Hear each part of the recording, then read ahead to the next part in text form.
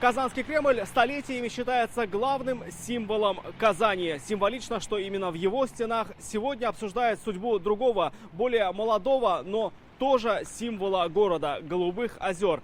Здесь появляется надежда на их светлое будущее. Оборудована базовой инфраструктурой. Голубые озера называют природным феноменом. Их уникальная среда с каждым годом все больше притягивает людей. Ежегодно сюда приезжает по 120 тысяч человек. В сутки почти 1000. Как говорят специалисты, бесконтрольное посещение пагубно влияет на памятник природы. По поручению Раиса необходимо было найти компромисс между туризмом и бережным отношением к окружающей среде. Мы хотим применять те же подходы к нашему региональному ОПТ, где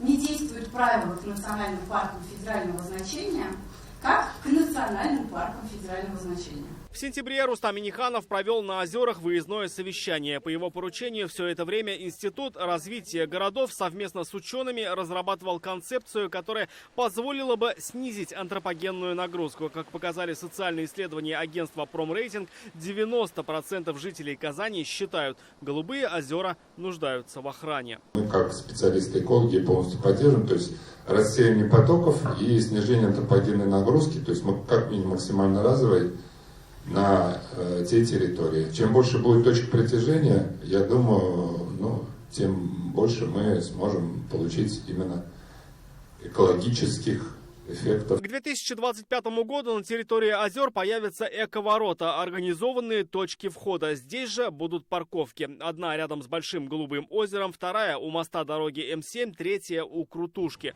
Откроют прокат снаряжения, поставят контейнеры для мусора, установят датчики мониторинга посетителей, проложат эко-тропы до озер с альтернативными маршрутами. Будет эко-станция для контроля состояния воды, где мы сможем на постоянной ежедневной основе брать пробы воды. Этим у нас ведение Минэкологии занимается, и по итогам этого года мы сможем увидеть реальные цифры, то, что происходит с озером и какие наши дальнейшие действия. Для любителей купания создадут 5 купелей. Их расположат так, что вода будет сразу уходить в Казанку, а дно озер останется нетронутым. Позволит по-новому открыть